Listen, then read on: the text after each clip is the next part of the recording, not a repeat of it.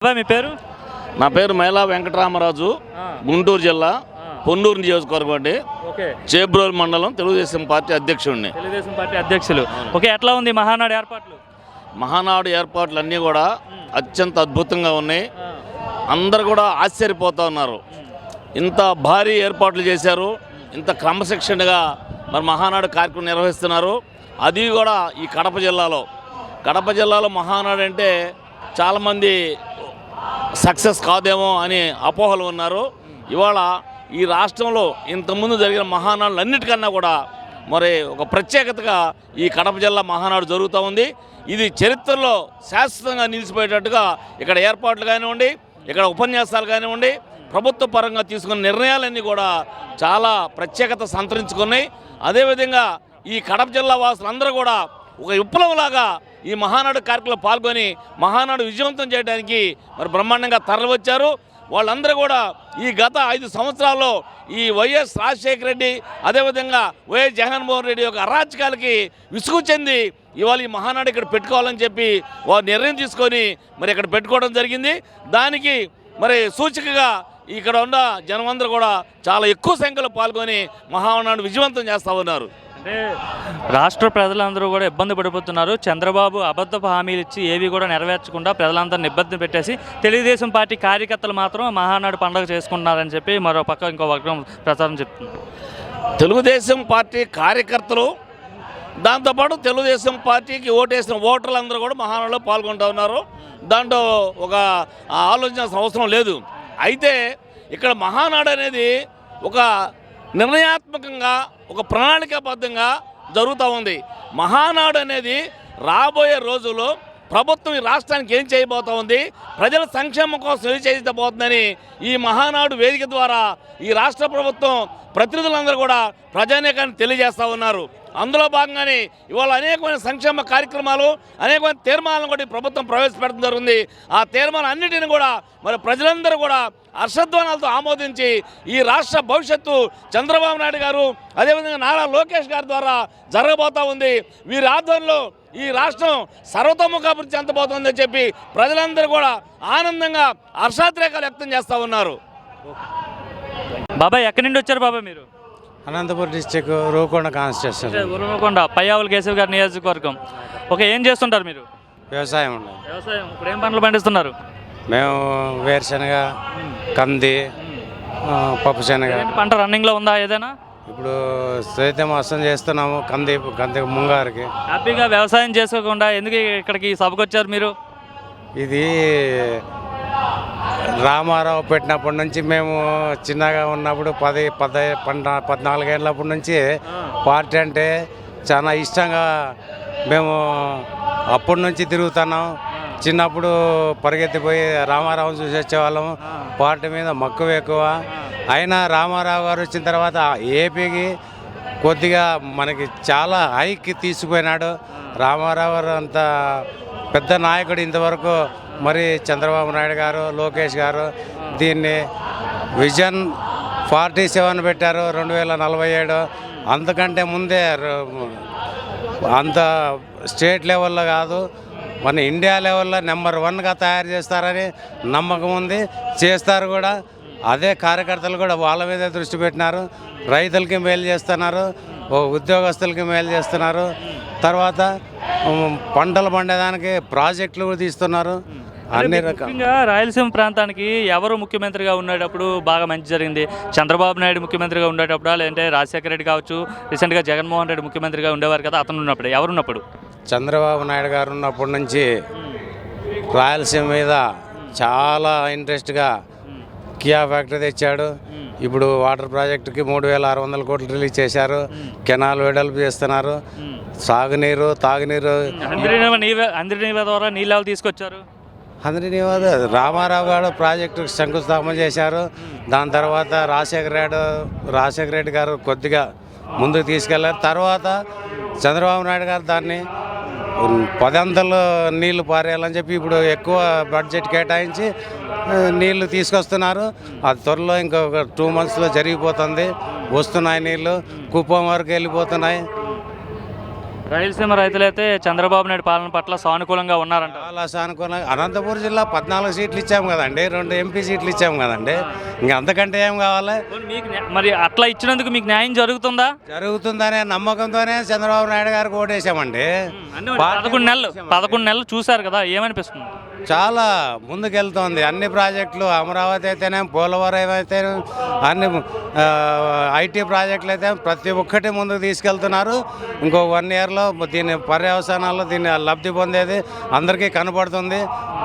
రాష్ట్ర వ్యాప్తంగా అందరూ లబ్ధి పొందుతారు. అంటే మరి మీది రాయలసీమ కదా, రాయలసీమలో ప్రజలంతా కూడా రియలైజ్ అయ్యారంట. అంటే ఐ మీన్ అనవసరంగా చంద్రబాబుని గెలిపించామే, జగన్మోహన్ రెడ్డిని గెలిచిండే, మా రెడ్డిని గెలిపించుంటే బాగుండేదా అనేసి రాయలసీమ ప్రజలు అనుకుంటున్నారంట. నిజం కాదా? అది నిజం కాదండి. ఎట్టి పరిస్థితుల్లో జగన్మోహన్ రెడ్డి గారు రాయలసీమ కాదు, అసలు స్టేట్ వైడ్ ఏం చేయడం లేదు.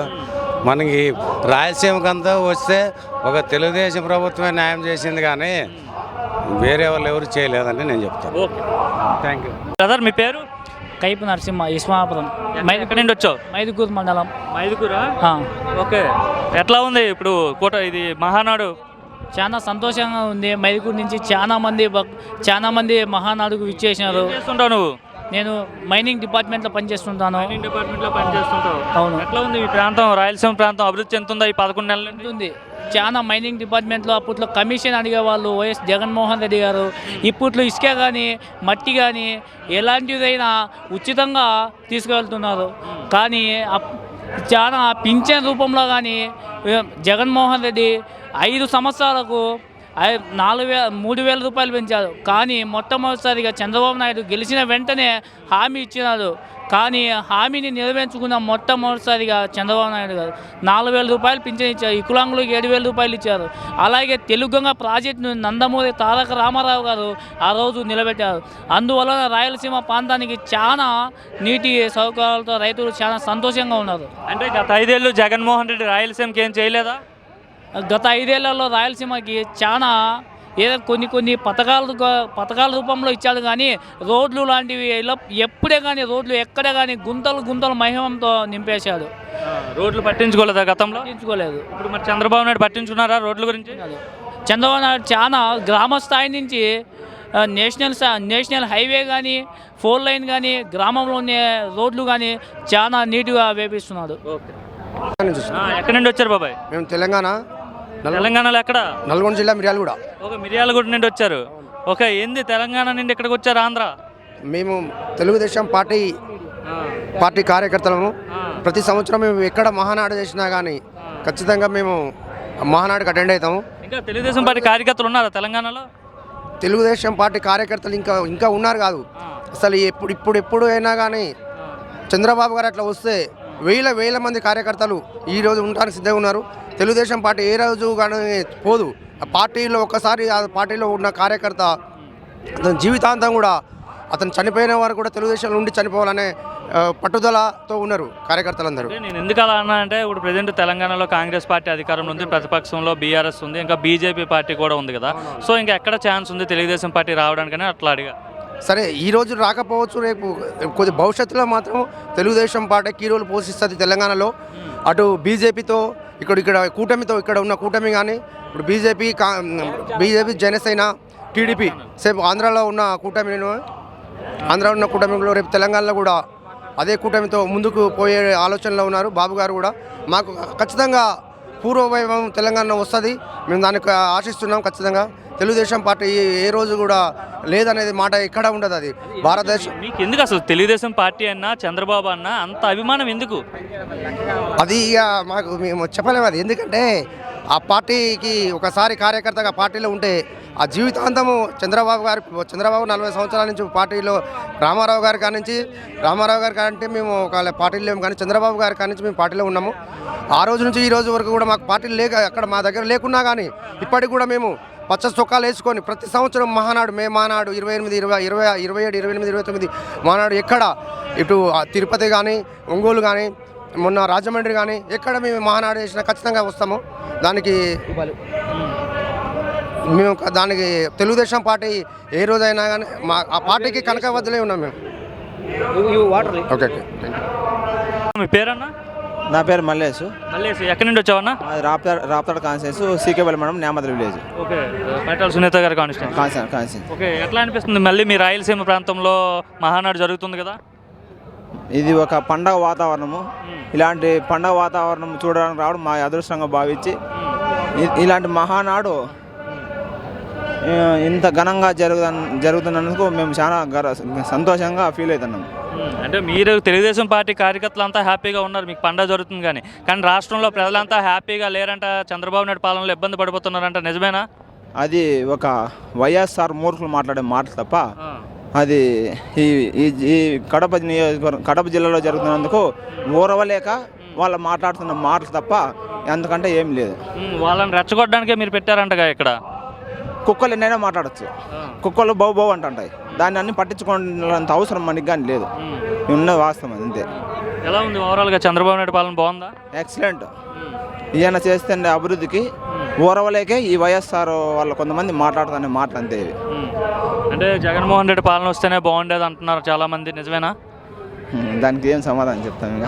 అంటే చంద్రబాబుని అనవసరంగా గెలిపించుకున్నాము, మా జగన్ రెడ్డిని గెలిపించుకున్నాము, రాయలసీమ ప్రాంతాన్ని బాగా అభివృద్ధి చేసేవాడే అనుకుంటున్నారంట. చంద్రబాబు నాయుడు ఎట్లా గెలిచినాడు పక్కన, జగన్మోహన్ రెడ్డి పథకాలు ఇచ్చినాం అవి ఇచ్చినాడు కదా, మళ్ళీ జనాలు గెలిపించు కదా. జనాలు మార్పు కోరుకున్నారు, చంద్రబాబు నాయుడు అభివృద్ధి కోరుకున్నారు. చంద్రబాబు నాయుడు అనే వ్యక్తి ముందు చూపు గల వ్యక్తి, మాలాంటి పిల్లవాళ్లకు భవిష్యత్తుకు పునాది వేసే వ్యక్తి కాబట్టి చంద్రబాబు నాయుడు ఎన్నుకున్నారు. మళ్ళా కూడా 2029లో కూడా చంద్రబాబు నాయుడు సీఎం కోరుకుంటారని నేను మళ్ళీ తెలియజేస్తాను. వస్తారంట ఈసారి. ఇప్పుడు 11 సీట్లకు పరిమితమైన వైఎస్ జగన్మోహన్ రెడ్డి ఇంకా 02 అంటున్నారు కదా, 02 కాదు కదా, 22 అవుతుంది. అది వాస్తవం. మీరే చెప్పండి. మీ పేరన్నా? ముకుంద. ఏం చేస్తుంటావన్నా? వ్యవసాయమే. ఎంత ఉందండి వ్యవసాయం? 5 ఎకరాల పొలం ఉంది. 5 ఎకరాల పొలం ఉంది. ఏం పంటలు పండిస్తుంటావు? టమోటా ఇట్లా పెట్టుకుంటాం, శనక్కాయ. బాగా పండుతున్నాయి పంటలు? పర్వాలే.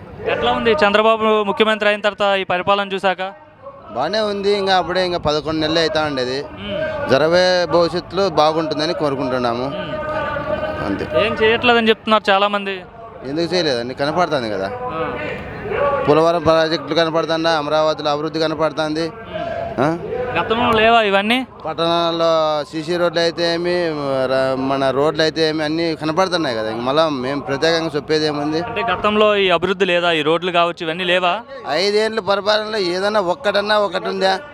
ఏమి చేసినాడంటే ఆయన బటన్లు నొక్కేది జరిపోయింది, పరదాలు కట్టుకొని పోయేది జరిపోయింది, 3 రాజధాని 3 ముక్కలాట అన్నాడు. అంతకు మించి ఏంది చేసిండేది లేదు.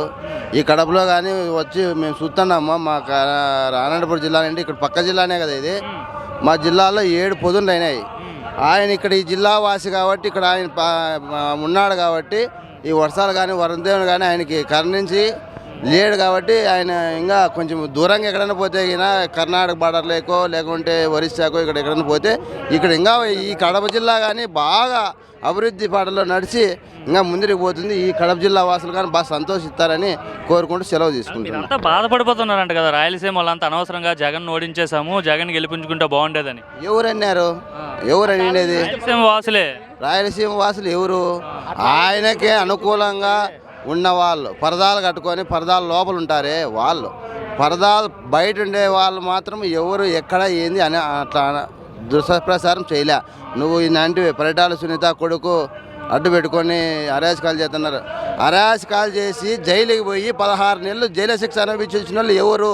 రాజశేఖర రెడ్డి కొడుకు జగన్మోహన్ రెడ్డి, పరిటాల రవి కొడుకు శ్రీరాంబాబు అట్లా పనులు చేయలే. ఎక్కడ అవినీతిలో ఒక జైలుకి ఒక్క రోజు కానీ పోయి గడ్డకు రాలే. ప్రకాష్ రెడ్డి చెప్తున్నాడు మీ మాజీ ఎమ్మెల్యే దొంగ, వాడు పక్క దొంగ.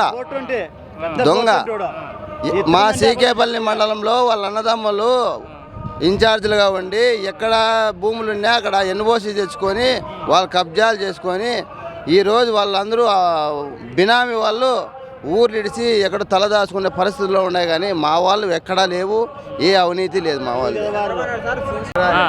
అన్న ఏం చేస్తుంటావు అన్న నువ్వు? మేము వ్యవసాయం. మరి వ్యవసాయం చేసుకోవడం అనేసి ఎందుకు ఈ మహానాడుకి వచ్చి ఇంత దూరం వచ్చేసావు?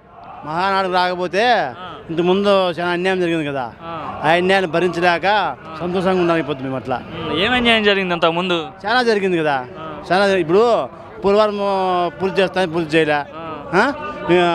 విజయవాడ కడతా అని చెప్పి కట్ల, ఇవన్నీ అన్యాయం కదా. ఎన్ని యుద్ధం చేసినాడు అతను, ఎన్ని నాశనం చేసినాడు.